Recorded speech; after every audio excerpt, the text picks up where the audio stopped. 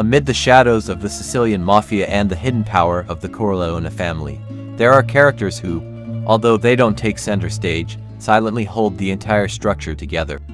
Don Thomasino is one of those men. Discreet, respected, and loyal, he was a fundamental figure from Vito Corleone's first steps into the world of crime to Michael's final days, perhaps being the last direct link to the old values of the Cosa Nostra: honor, respect, and family ties. His story begins alongside young Vito Andolini when he returns to Sicily to settle accounts with his past. Vito had built his reputation in the United States, but the pain of his family's death at the hands of Don Ciccio still weighed heavily. Determined to take revenge, he returns to his homeland and finds in Tommasino not just an ally, but a friend who shared the same sense of justice and the same contempt for tyrants like Ciccio. Tommasino helps Vito in his bold mission to infiltrate the old Don stronghold. He facilitates the approach and the escape. When Vito executes Ciccio with a knife, the guards rush to the scene. That's when Tommasino steps in. He appears armed, shooting at the security men to protect Vito's escape. However, amid the chaos, he gets shot badly in the leg, causing him to fall brutally to the ground. Vito, still shaken by the act he just committed, runs to his wounded friend along with other allies. In a mix of urgency and desperation, they carry him to the car and flee before more reinforcements arrive. Tommasino's injury is severe. The bullet shatters his leg, and as a consequence, he never walks again, spending the rest of his life confined to a wheelchair. Nevertheless, Tommasino survives, and with Ciccio's fall, he becomes the new Don of the town of Corleone. Not by force or imposition, but because the people choose him. He was a man who understood the suffering of the humble, who remembered where he came from, and who knew the abuses of power. His rule as Don was marked not by fear, but by respect. People sought him out to resolve disputes, to seek advice, to ask for protection. He was a man who, like Vito, believed in the power of words and the value of a well-granted favor. In the years that followed, Tommasino became a trusted ally of the Corleone family. He played a key role in transporting olive oil between Sicily and the United States, using Genco olive oil as a front. More than just business, it was about maintaining a bridge between two worlds, the old Sicily and the new American mafia empire. Decades later, when Michael Corleone commits the murders of Salazzo and Captain McCluskey in New York and needs to disappear, it is Tommasino he turns to. Michael is welcomed in Sicily as if he were family. He hides in properties owned by the Don, guarded by men like Carlo and Fabrizio, personally chosen by Tommasino. And it is during this exile that Michael meets Apollonia, his great love, and for a brief time, dreams of a life away from war, far from blood. Tommasino offers more than just refuge. He offers a place where Michael can breathe. A sanctuary where, for a moment, he is just a man. However, this hospitality also exposes him to risks. The assassination attempt on Michael with the car explosion, which ends up killing Apollonia, proves that enemies can cross oceans.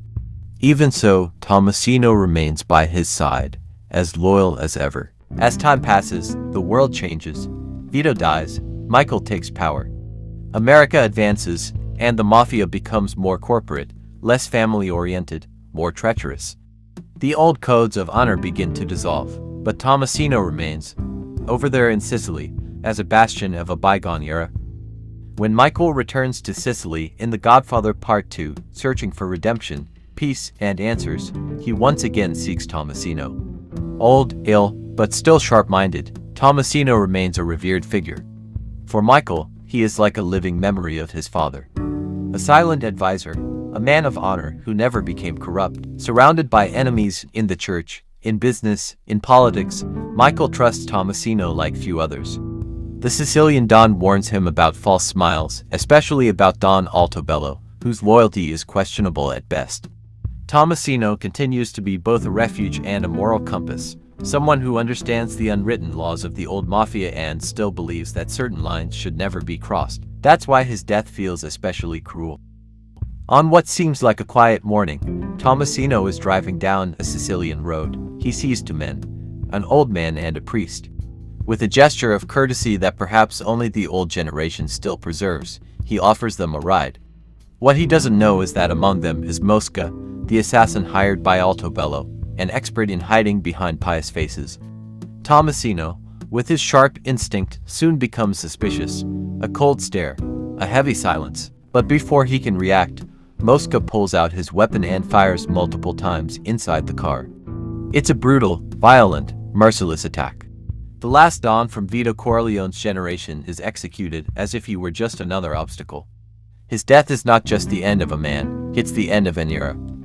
In the next scene, Michael watches Tommasino's body during the funeral, visibly affected. Silent tears run down his face. He's not crying just for his friend, but for the loss of a time when words meant more than bullets. A time when there was still honor among criminals. With Tommasino, the last spark of his father's values dies.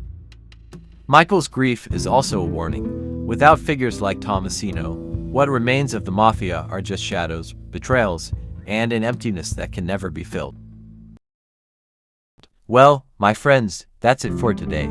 If you enjoyed this story about the loyal and brave Don Thomasino, don't forget to leave a like and share this video with other Godfather fans.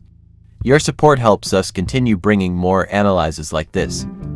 And now I ask you, what do you think about Don Thomasino? Did you remember him? And what would have happened if Tommasino hadn't been injured that day at Don Sicio's estate? Do you think he would have played an even more decisive role in the following years of the Corleone Empire? I'll be reading your comments. Thank you so much for watching, and see you next time.